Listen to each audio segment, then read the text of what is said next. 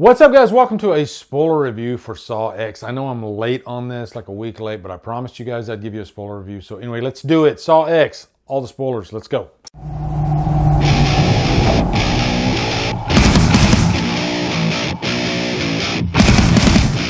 What's up, guys? Welcome to Saw X, all the spoilers. First off, let me dedicate this review to Muhammad Al-Ali. He requested that I dedicate my Saw X review to him.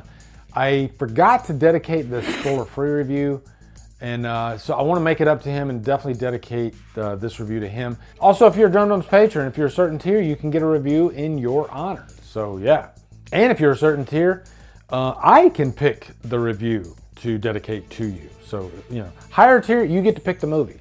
Lower tier, I pick the movie, but I dedicate it to you. But anyway, Saw X, and it's been a week since I saw this. A few of the details might have come out of my brain, but I still heavily remember the movie. I have been in kind of a Saw mood over the past pretty much couple weeks. I tried to, I failed miserably, but I was gonna try to review the series. I got like 5 of the 10 reviewed, okay? I'm definitely gonna continue the rest of them. I guarantee you we're getting another Saw movie because this movie made, I think, almost $30 million opening weekend. I think they said it was one of the biggest, if not the biggest, opening for a Saw movie. So, and deservedly so. It was good. It was, you know, a very stripped down, so you don't have to like dig into the weeds of all the crazy plot lines in the original story. And I know some people, you know, like my friend Jason from Sinister Cinema Reviews, Chris Snyder, I knew that they might have problems with this because they're like Saw fanatics. This is their franchise. And, you know, if you're that big of a Saw fan, you're probably going to want some of this stuff. I even, thought to myself, this is kind of like the H2O of the Saw franchise, right? Like H2O, it ignored all that Thorn stuff and it just got back to basics. Jamie Lee Curtis coming back and whatnot. I can't do a review without mentioning Halloween, I know. But this one was kind of the same thing, and to make matters even better, Jigsaw was alive, you know? He wasn't dead, because you gotta admit, in those later movies, after Jigsaw died at the end of part 3, it felt like something was missing, right? Even though, like, you got part 6, I watched part 6, and that one is probably the best one after part 3 to come along without Jigsaw. But even though Jigsaw's in like flashbacks, I still think it kind of takes something away from the movie. So it was nice that Jigsaw was in this movie and he's like the focal point throughout the whole thing.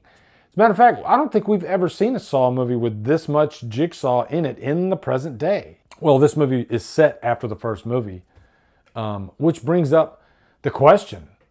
The next movie, where do they go? Are they going to jump off of the end of a spiral? Or maybe jump off of Jigsaw? Or off a cliff? Who knows? The possibilities are endless. But one thing about this movie too is the villains. I mean, God, out of all the Saw movies, this might be the worst villains. You know, what they were doing, taking money from these cancer patients, knowing they were going to die, you know, and offering them a cure that wasn't really there. But they offered it to the wrong guy, right? The first trap in this movie, it might be my favorite trap, but I like the way it was handled because you were thinking that orderly, you know, that there was already a trap set up for him. And it's great too because you got those suction tubes like in his eyeballs.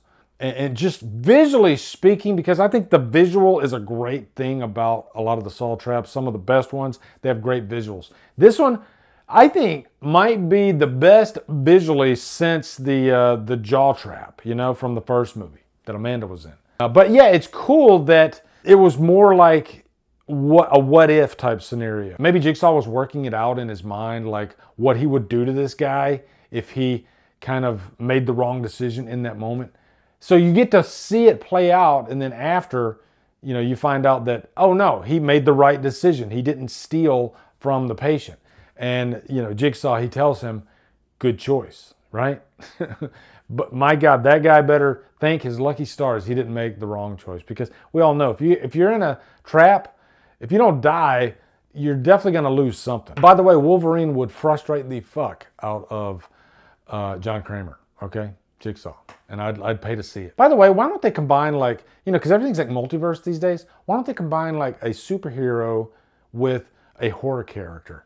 Would you guys like to see that? Let me know down in the comments, okay? I think that could be kind of cool, actually. And let me know which two characters you'd like to see together, okay? Together. But anyway, yeah. So getting to the baddies, I like how this is structured. You know, they pretty much placed everybody in this room, and for like the second half of the movie, it's just, you're just waiting for each of them to have to play the game. And there have been Saw movies where they had multiple, I guess, quote-unquote players at the same time.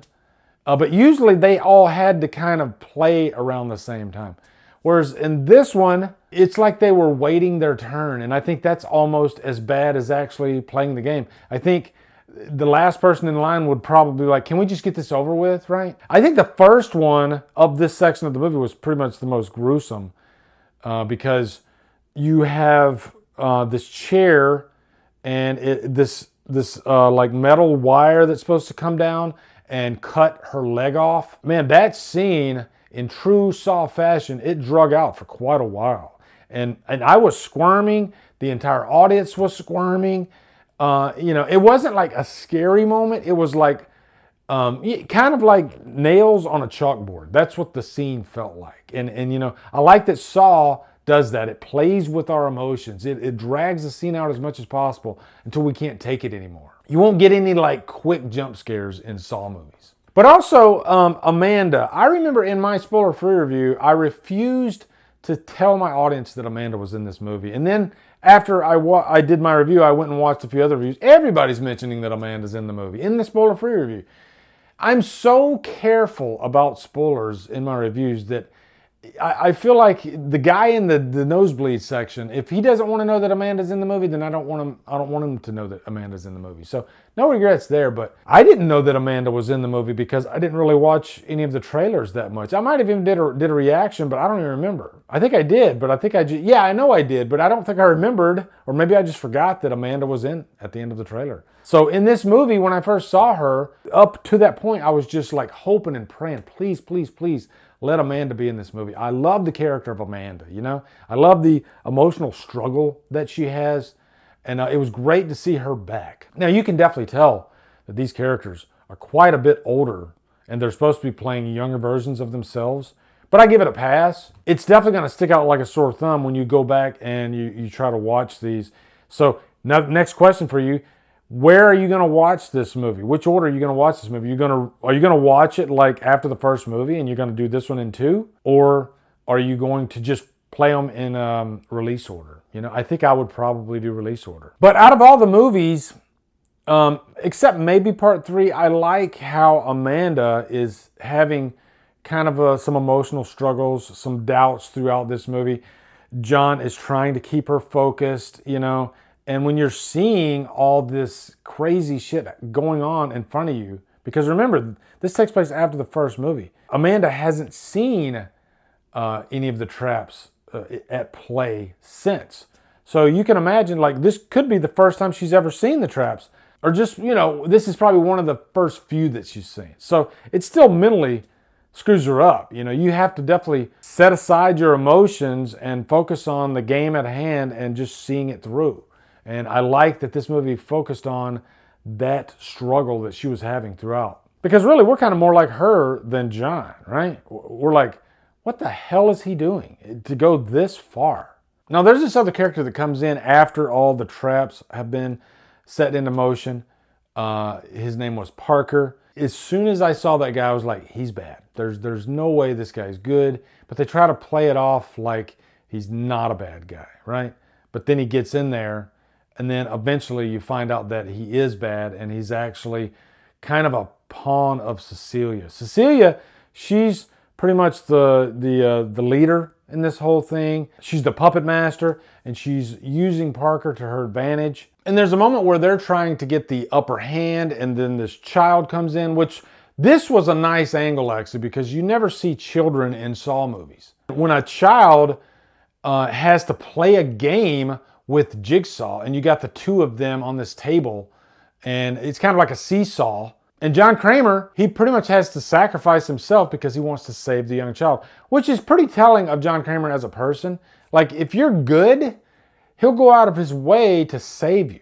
But if you're bad, he'll go out of his way to make you play the game. So I like that compassion that John had for that young child, that he wanted to do whatever he could do to save him. Now, as far as like I guess the big twist, this movie probably has the weakest twist out of all the Saw movies, because Saw is known for a really amazing twist. Really, this isn't much of a twist. It's, because the way that John has the upper hand logistically doesn't really make sense. We give it a pass because it's a Saw movie and you have fun with it. But if it's kind of a case where if like one person doesn't make the decision that John is expecting them to make, then it could throw the entire thing off. And so story-wise, you have to have your chess pieces really firmed up, so that way you don't really try to question too much. You assume that these characters are going to make the wrong decision for the domino to fall where it needs to fall, which also makes you wonder, does he want them to fail their test? I don't know. Especially when the first domino's here and the last domino's here, and by the time this person, Parker, gets to the last domino, is he's wanting to set Parker up? I don't know. I don't understand the self-preservation in these movies sometimes, and you could probably poke out a lot of the movies. As good as 6 is, that's another one of those where, like, if the domino didn't fall in one direction, like if that insurance guy failed the first test, it's all for nothing. And all of his coworkers are just stuck there, and he's already died. You could just rack your brain going through this stuff. But I like that this movie was just simple and fun, and I had a blast with it. Yes, you could poke holes in it, you could pick it apart, but at the end of the day, it's just hella entertaining. It's bloody as hell, tons of gore and fun. Jigsaw's great. What more could you ask for? And this makes you want more, right? We're at the 10th Saw movie, and I'm already ready for the next one, which is really cool. And who would have thought that Saw X is far better than Exorcist Believer? But here we are. That's my spoiler talk for Saw X. Thank you, Muhammad, for requesting. Glad I was able to discuss this one. Let me know down in the comments your thoughts on Saw X. Where do you want the next movie to go, more importantly? I need to know in the comments where you would like the next Saw movie to go, okay? Also, be sure to come over to Kill the Flicks, where we talk horror all day and every day, and on Fridays, we do Free for Fridays. Follow me at Drumdums and on my socials. Support me on Patreon, buy me a coffee. And guys, thank you so much for watching. Have a good day. Drumdum out.